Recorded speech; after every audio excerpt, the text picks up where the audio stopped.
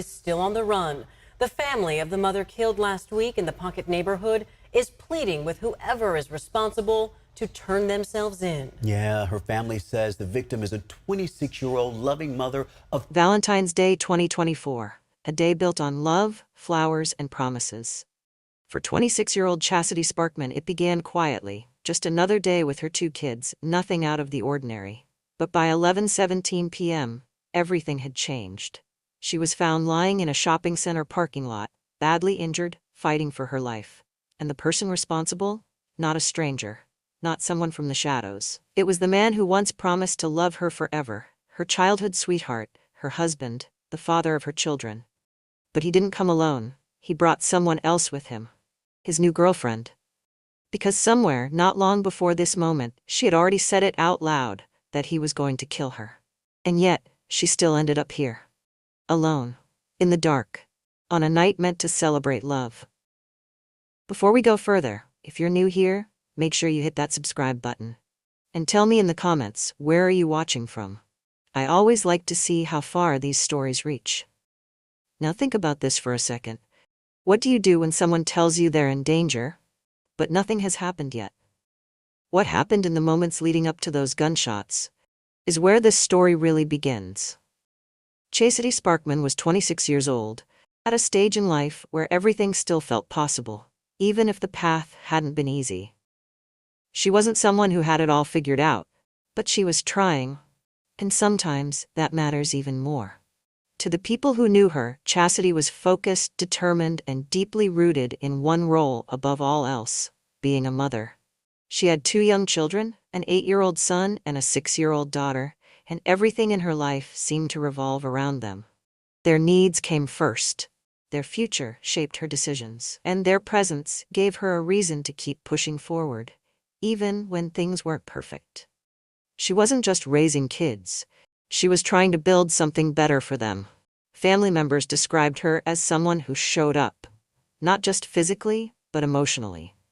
She was involved, present, the kind of mother who paid attention, who cared about the little things, who wanted her children to feel safe and supported. And in a world where stability isn't always guaranteed, she was working hard to create it. But Chasity didn't want to stop there. She had started taking steps toward improving her own future too. She enrolled in college, committed to finishing her education, driven by the belief that it would open doors, not just for her, but for her kids as well. It wasn't easy balancing everything: school, parenting, everyday responsibilities. It takes discipline. It takes sacrifice, and she was doing it anyway. That says a lot about who she was. There was ambition there. Quiet, steady ambition. Not loud or flashy, but real. She wanted more out of life, and she was willing to work for it. People around her saw that. They saw someone who wasn't stuck, someone who was moving forward, even if the progress came one step at a time. And that's what makes stories like this hit differently. Because when someone is actively trying to build a better life, when they're showing up for their children, when they're putting in the effort to grow and improve, there's a sense that things are supposed to get better, not worse. Her children, especially, were at the center of everything she was building. Every late night, every early morning, every decision, it all traced back to them. The goal was simple: give them a life that felt secure, stable, and full of opportunity. And for a while, it looked like she was getting there. But life doesn't always move in a straight line. Because even as Chasity was working toward something better, there were parts of her life that hadn't fully settled. Connections that weren't completely broken, situations that hadn't truly ended. And sometimes those unfinished parts have a way of following you, no matter how far forward you try to go. Because behind that determination, there was something she couldn't escape. Chastity's life didn't exist in isolation. There was someone tied to her past, someone she had once built a life with, someone who still had a connection to her present. Her estranged husband, identified as Isaiah James. By the time all of this happened, their relationship was already fractured. They were no longer together in the way they once had been. The word estranged suggests distance, but in reality, it often means something more complicated: unfinished conversations, unresolved emotions, and a connection that hasn't completely faded. Because even when a relationship ends, the history doesn't just disappear. Details about their relationship point to ongoing tension. This wasn't a clean break where both sides moved on peacefully. There were underlying issues, conflict that hadn't been fully resolved, emotions that hadn't settled. And when two people remain connected through shared history, especially when children are involved, separation doesn't always mean distance. Sometimes it just means things have shifted into a different kind of pressure. And then came another layer, one that added complexity to an already unstable situation. Isaiah James was no longer alone. He had entered into a relationship with another woman, later identified as Iona Burgos. Now, think about that dynamic for a moment. A past relationship that hasn't fully settled, and a new relationship stepping into that space. That alone can create tension. But when emotions like jealousy, resentment, or control are involved, it can quickly turn into something much heavier. Because it's no longer just about two people. It becomes a triangle. And triangles like that rarely stay balanced. People close to Chasity began to notice shifts, not necessarily dramatic changes, but small things. Conversations that carried more weight than usual. Moments where something felt off, even if it wasn't openly discussed. Sometimes it wasn't what was said, it was how it was said. A tone, a pause, a hesitation.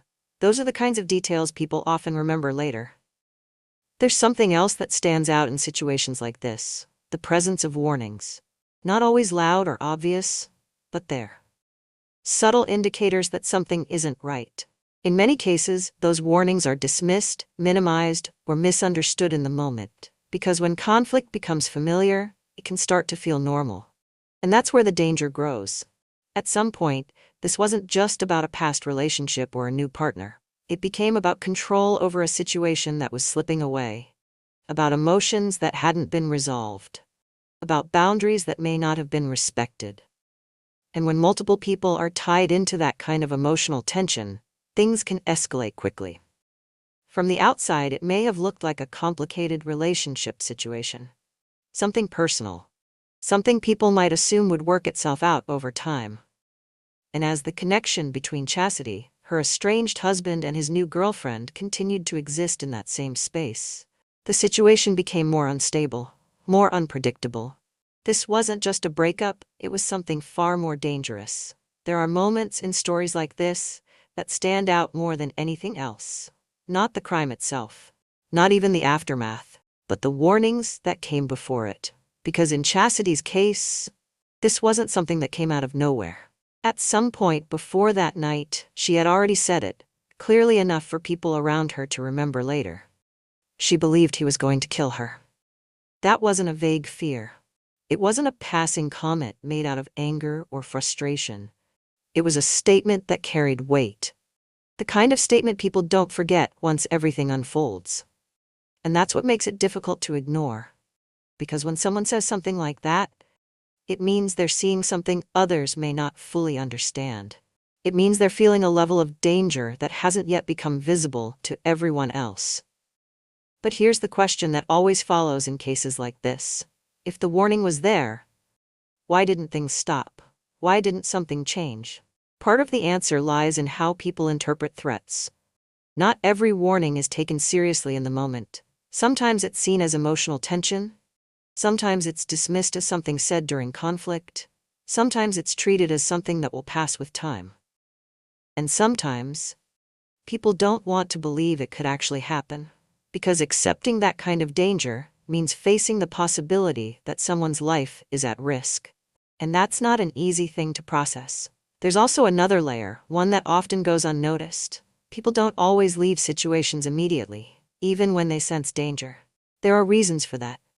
Shared history, emotional attachment, children, hope that things might settle down, a belief that distance will eventually fix what's broken, or simply the difficulty of cutting ties completely when lives have been connected for so long. Those factors don't erase the risk, but they can delay the response to it. And in that delay, time keeps moving. In Chastity's situation, there were signs that she was aware something wasn't right. That the tension wasn't just temporary. That whatever was building between her, her estranged husband, and the situation surrounding him wasn't going to resolve on its own. But awareness doesn't always lead to immediate safety. Chasity didn't just feel uneasy. She didn't just sense tension. She didn't just worry about what might happen. She had already reached a point where she believed something would happen. And that belief didn't come from nowhere. It came from what she had seen, what she had experienced, what she understood about the situation she was in. She didn't just fear him. She expected something. The days leading up to February 14th didn't come with alarms or headlines. There was no single moment that told everyone around Chasity that something terrible was about to happen.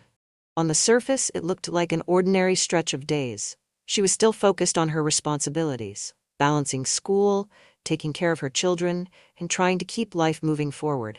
The routines were still there. The obligations hadn't changed, and from the outside, nothing seemed dramatically different. But underneath that routine, there was tension that hadn't gone away. The connection to her estranged husband hadn't fully disappeared. Even though they were no longer together, their lives were still tied in ways that made complete separation difficult. And now, with another person involved, his new girlfriend, the situation carried even more weight. That kind of dynamic doesn't just fade quietly, it lingers. And as Valentine's Day approached, that tension didn't ease. February 14th is supposed to represent something simple: connection, affection. A day where people focus on the relationships that matter to them. It's a date people look forward to, a moment that's usually tied to something positive. But for Chasity, that day didn't carry that kind of meaning, because whatever existed between her and the people still connected to her life wasn't resolved. It wasn't settled, and it wasn't distant enough to feel safe. There's something important to understand about situations like this. When conflict hasn't been fully addressed, it doesn't need a major event to trigger it. Sometimes, it only needs proximity. Timing. A moment where paths cross again. And on that day, paths did cross. At some point that evening, Chasity found herself in the Greenhaven area of Sacramento, near Florin Road and Greenhaven Drive. It wasn't a hidden place. It wasn't isolated. It was a public location, a shopping center where people moved in and out without thinking twice about safety. That's part of what makes what happened next so unsettling. Because this wasn't a situation unfolding in secrecy. It happened in the open. What led her there that night didn't seem unusual on its own. There was no immediate indication to anyone nearby that something dangerous was about to take place. People went about their routines, cars passed through, the environment didn't signal anything out of the ordinary. But within that same space, something else was unfolding. No visible warning that would have made bystanders step in or move away. Just a normal setting, carrying an outcome no one around could see coming. Except maybe one person. Because Chasity had already expressed fear. She had already spoken about what she believed could happen. And now, on a day that should have meant something entirely different, she was in a place where that fear was about to become real. 11:15 p.m.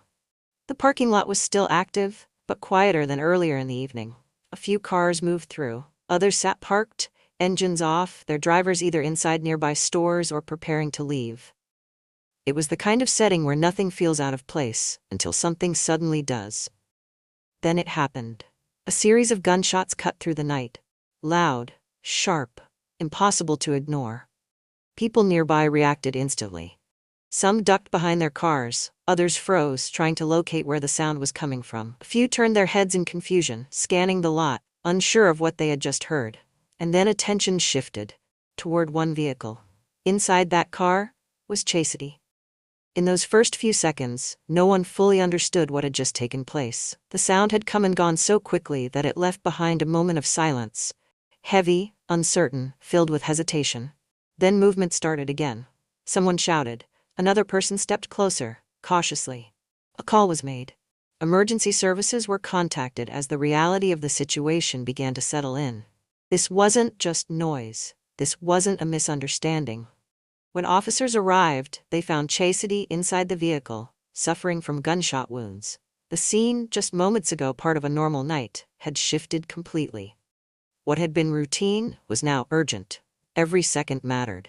She was quickly transported to the hospital with efforts focused on saving her life. The situation was critical, and those responding knew the window for survival was small.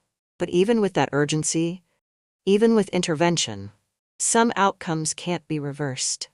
Back at the scene, witnesses were left trying to process what they had just seen and heard. Some described the suddenness of it, the way the gunshots came without warning.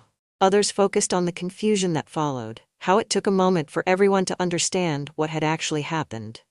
And that's what makes incidents like this so unsettling, because it doesn't give people time to react. It doesn't give anyone a chance to step in. It happens, and then it's over. In situations like this, the details don't always come together immediately. The people who were there that night didn't have the full picture. They only had fragments, what they heard, what they saw in passing, what they experienced in those few chaotic moments. But one thing was clear. This wasn't random. This wasn't a situation where someone happened to be in the wrong place at the wrong time. There was intent behind it, direction, a target. As that realization began to settle in, the focus shifted from what had happened to why it had happened. Because for Chasity, this moment didn't come out of nowhere. It was the result of something that had been building, something that had been moving toward this exact outcome. And now, in a matter of seconds, everything she had been working toward, her goals, her plans, her role as a mother, had been taken from her. At the hospital, efforts continued, but the damage was too severe. And despite everything that was done, she didn't make it. She didn't survive. In the hours after the shooting, one question hung over everything. Why her? At first, it could have been mistaken for a random act, a sudden burst of violence in a public place, the kind of incident that leaves people searching for answers without any clear direction. But that explanation didn't hold for long. Because as details began to come into focus, it became clear that this wasn't random at all. Chasity hadn't just been in the wrong place at the wrong time. She had been the target. And once that realization set in, the entire story shifted. The investigation quickly centered around people already tied to her life.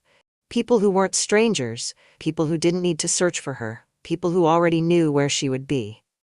Her estranged husband, Isaiah James, and the woman he was now involved with, Iona Burgos.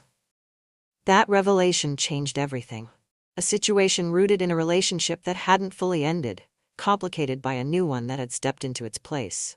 A dynamic that carried tension long before that night ever happened. And suddenly, the warning she had given, her belief that he would kill her, didn't sound like fear anymore. It sounded like understanding. There's something deeply unsettling about cases like this. It's not just the violence, it's the proximity. The idea that the people responsible weren't distant threats. They were already part of her world, they knew her. They had history with her. Which means this wasn't a spontaneous decision made in the moment. It required awareness, movement, a choice to act. And when you look at it from that angle, the emotional weight shifts, because it introduces something else, betrayal, not just from someone she once trusted, but from a situation that involved more than one person, a shared decision, a moment where two individuals became part of the same outcome. Now, here's the part that raises even more questions. If this was targeted, if the people involved were already known, if there had been signs leading up to it, then what happened after the shooting becomes just as important as what happened during it. Because actions taken after a crime often reveal just as much as the act itself. Decisions made in those moments can point to awareness, to intent, to whether this was something planned or something reacted to. And in this case, those next steps would add another layer to an already disturbing situation. But before we get into that, I want to hear from you. What do you think really led to this? Do you believe this could have been prevented, or was it always going to end this way? Let me know in the comments. Because what they did next made the case even more disturbing. Once it became clear that this wasn't random, the focus shifted quickly, away from the scene itself and toward the people believed to be responsible. And that's when another critical detail came into play. They were gone. Not just out of the immediate area, but out of the state entirely. For investigators, that changes everything. When individuals connected to a crime suddenly leave the state, it raises serious questions. It suggests urgency, it suggests awareness, and more importantly, it suggests that whatever happened wasn't something they expected to simply explain away. The search extended beyond Sacramento.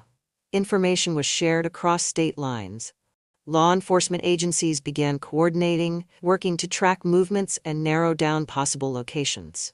Every detail mattered: timing, travel patterns, connections. Because at this point, it wasn't just about solving the case, it was about finding them. Then came the break. Authorities located both Isaiah James and Iona Burgos in New York, far from where the shooting had taken place, far from the scene, far from the immediate consequences of what had happened. They were taken into custody. That moment marked a shift, not just in the investigation, but in the overall weight of the case. Because now, the people believed to be responsible were no longer unknown or out of reach. For Chastity's family, the arrests brought a measure of relief. Not closure, because closure in cases like this is complicated, but at least the knowledge that those believed to be responsible were now in custody, no longer moving, no longer out of reach. But even with that development, the emotional weight of the case didn't lessen. Because arrests answer one question, but they don't undo what's already been done. When the arrests were made, the focus shifted again, but this time away from suspects and investigation, and back to what had been taken. Because at the center of all of this wasn't just a case, it was a life. And more importantly, it was a mother. Chastity's children were now left to face a reality they could never have been prepared for. An 8-year-old son, a 6-year-old daughter. At an age where their world should have felt stable, where their biggest concerns should have been school, friends, and everyday childhood moments, they were suddenly forced into a situation defined by loss. The absence of a parent changes everything, not just in the immediate sense, but in ways that unfold over time. Birthdays that feel different. Milestones where someone is missing. Questions that may not have easy answers, and memories that become more valuable because they're all that's left. For them, this wasn't just about what happened that night. It was about what their future would now look like without her. Chastity's family felt that loss just as deeply. Grief in situations like this carries a different weight. It's not only about losing someone, it's about how that loss happened. The suddenness, the violence, the knowledge that it could have been prevented.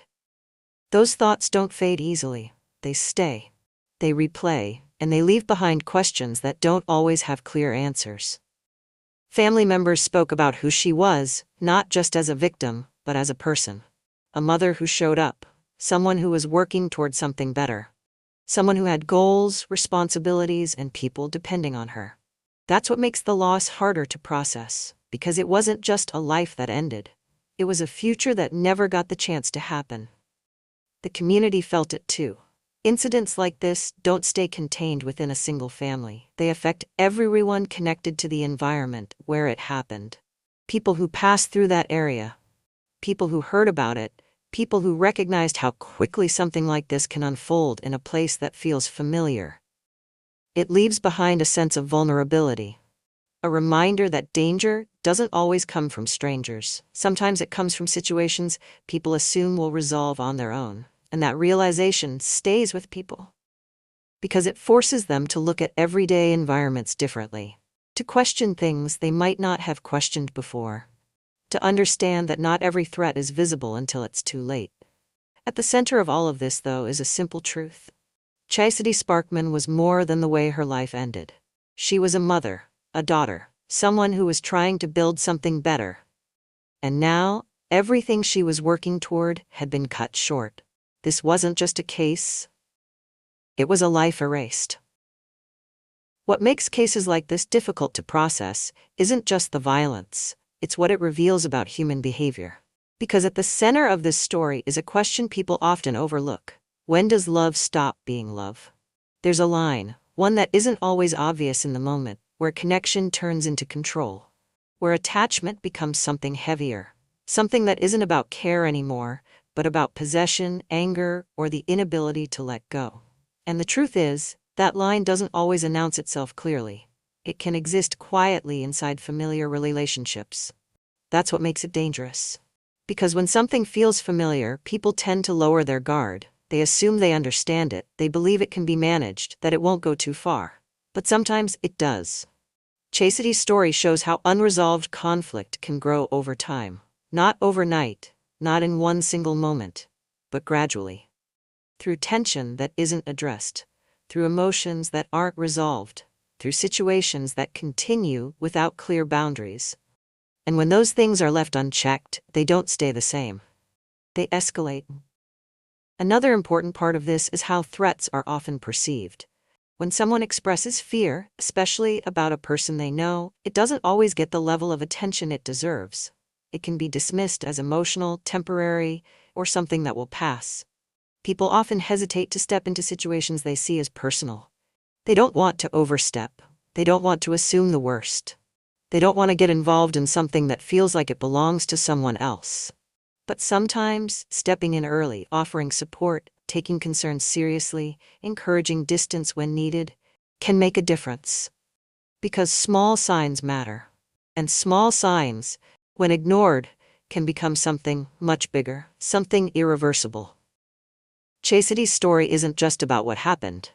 It's about what led up to it. The warnings, the tension, the moments where things could have shifted in another direction. And recognizing those moments, when they happen in real time, is what can prevent stories like this from repeating. In the end, it comes back to that night, a parking lot, a car, a moment that lasted only seconds, but changed everything. Chasity Sparkman was 26 years old, a mother of two, a woman who was working toward a better future, not just for herself, but for her children. She had plans, responsibilities, a life that was still unfolding, and in an instant, all of that was taken. What remains now are memories, and two children who will grow up carrying the absence of someone who should still be here. The opening of this story began with a warning, a statement that felt heavy but not yet real, until it became real, because the danger she spoke about didn't stay in words. It became action, and it happened exactly the way she feared it would. If this story moved you, don't forget to like and subscribe, and tell me, what would you have done if you were in her position?